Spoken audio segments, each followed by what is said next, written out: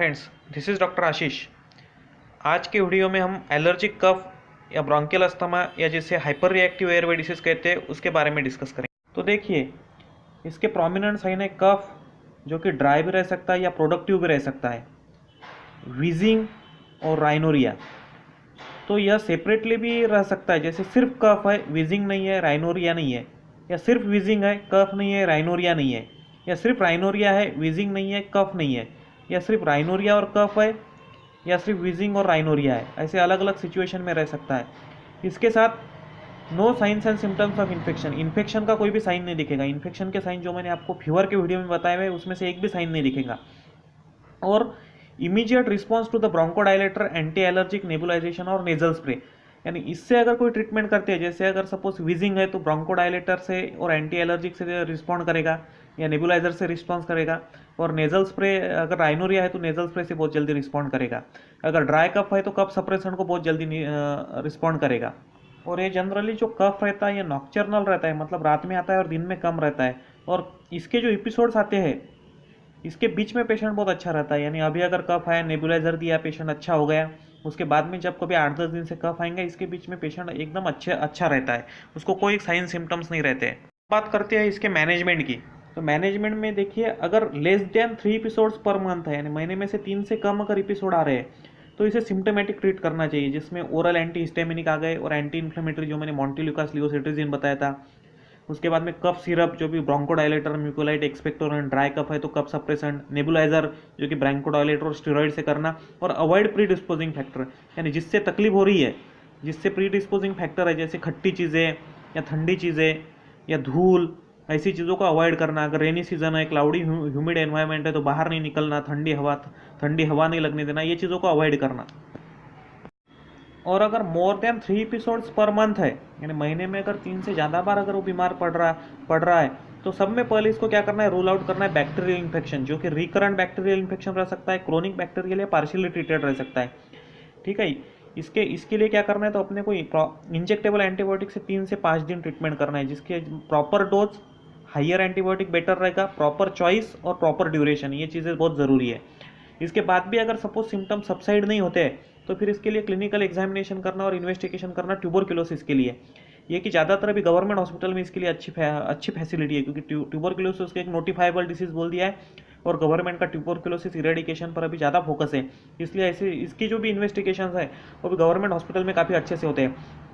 Clinical examination में हम ये दे सकते हैं कि नॉन हीलिंग बीसीजी स्कार, जब बच्चे को बीसीजी का वैक्सीन देते हैं और उसका जो स्कार होता है वो स्कार अगर अच्छा नहीं हो रहा है, वहाँ जख्म जैसे कि वैसी है, या फिर इसे बीसीजी का वैक्सीन नहीं दिया गया है, या फिर कांटेक्ट है कोई ट्यूबरक्लोसिस के पेशेंट के साथ, यानी घर में या आजू बाजू में कोई ऐसा ट्यूबरक्लोसिस का टीबी का पेशेंट है और उसके साथ इसकी अगर सपोज ये कांटेक्ट है बच्चे का, या फिर इसका वजन नहीं बढ़ रहा है, या प्रोटीन एनर्जी माल न्यूट्रिशन है, इसका एक्सरे करने पर कोई पैच दिख रहा है ट्यूबरक्लोसिस का, या इसकी एक मॉन्टॉक्स टेस्ट आती है, ट्यूबरक्लोसिन टेस्ट, या पीसीआर पॉलीमरेज चेन रिएक्शन है, जो कि गवर्नमेंट हॉस्पिटल में अच्छे से होती है। तो अब जब बैक्टीरियल या ट्यूबरकुलर इन्फेक्शन रूल आउट करने के बाद जब यह कंफर्म हो जाता है कि यह एलर्जिक कफ ही है, तो फिर इसकी ट्रीटमेंट कैसे करते हैं।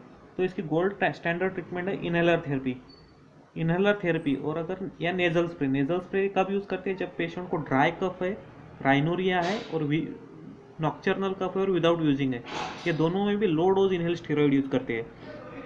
इसमें से अगर बच्चा 8 साल से बड़ा है तो ड्राई पाउडर इनहेलर भी यूज़ कर सकते हैं। इसमें क्या रहता है, एक पंप रहता है, उसमें कैप्सूल डालते हैं, उसको क्रश करते हैं, क्रश करने के बाद वो पाउडर इनहेल करना पड़ता है, एक्टिवली इनहेल करना पड़ता है, खींच लेना पड़ता है। और दूसरा रहता है मीटर डोज इनहेलर, जिसको 8 साल से छोटे बच्चों में भी यूज़ कर सकते हैं।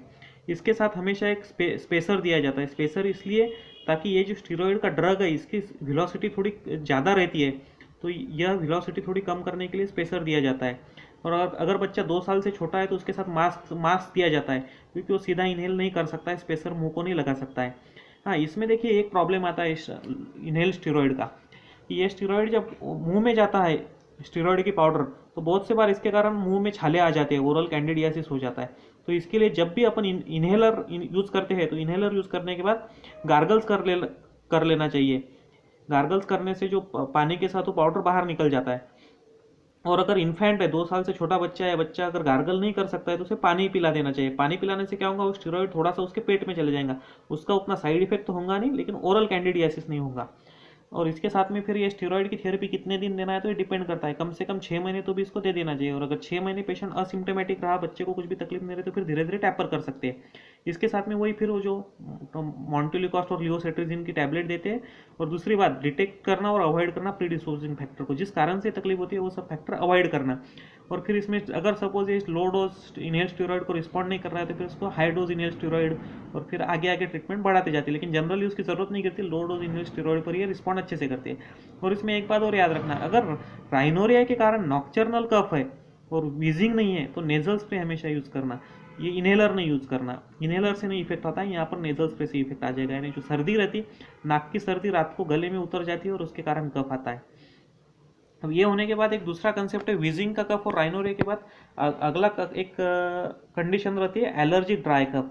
अब अगर ड्राई कफ है तो इसमें देखो क्या क्या रह सकता है। एक थ्रोट पेन रह सकता है, यानी गले का दर्द रहता है। गले का दर्द रहता है तो इसमें डिमलसेंट देना पड़ता है। डिमलसेंट यानी जो सिर्फ गले को ठंडक दे, जैसे हनी है, शहद के कारण ये होता है। राइनोरिया है तो वही एंटी हिस्टामिनिक और नेजल स्प्रे दिया तो ये ड्राई कफ अपने आप कम हो जाता है। दूसरा GERD है, गैस्ट्रो इसोफेजियल रिफ्लक्स डिसीज है। इसमें क्या रहता है, एसिडिटी के कारण यह एसिड ऊपर ट्रकिया से इसोफेगस से गले तक आ जाता है और गले में फिर खट्टी डकार आकर ये इसोफेगस में उतर जाता है। और इसके कारण फिर वो इसोफेगस में से ट्रकिया में थोड़ा सा एसिड जाने के कारण सूखी खांसी आती है। तो इसकी ट्रीटमेंट, एसिडिटी की जो ट्रीटमेंट करते हैं वो ट्रीटमेंट इसमें की तो खांसी अच्छी हो जाती है। प्लूरल इफ्यूजन है तो मैंने पिछले वीडियो में बताया उस तरह से टैपिंग करना है। एम्पाइमा है तो ICD है या डिकॉर्टिकेशन है। लोबार निमोनिया है तो इसमें एंटीबायोटिक है। कंसोलिडेशन रहा तो भी एंटीबायोटिक है। और दूसरा, कभी कभी ऐसा होता है एक आधे पेशेंट को अगर बच्चे को बहुत दिनों तक अगर खांसी रही तो उसे खांसने की हैबिट लग जाती है। ऐसी सिचुएशन में उसकी वो हैबिट तो टोक टोक कर उसकी हैबिट बंद करना है। और दूसरा एलर्जी है तो फिर वही एलर्जिक कफ है, कफ सप्रेशन देना पड़ता है। कफ सप्रेशन मैंने बताया आपको, डेक्स्ट्रोमिथार्पेन, कोडीन, खोलकोडीन और लियोडोप्रोपाइजिन, ये अच्छे कफ सप्रेसेंट है। यह सब हो गई। अब यह मैंने कफ की ट्रीटमेंट के बारे में आपको होलिस्टिक अप्रोच बताया। मेरे हर वीडियो में मैं आपको हर डिसीज़ का होलिस्टिक अप्रोच बता रहा हूँ।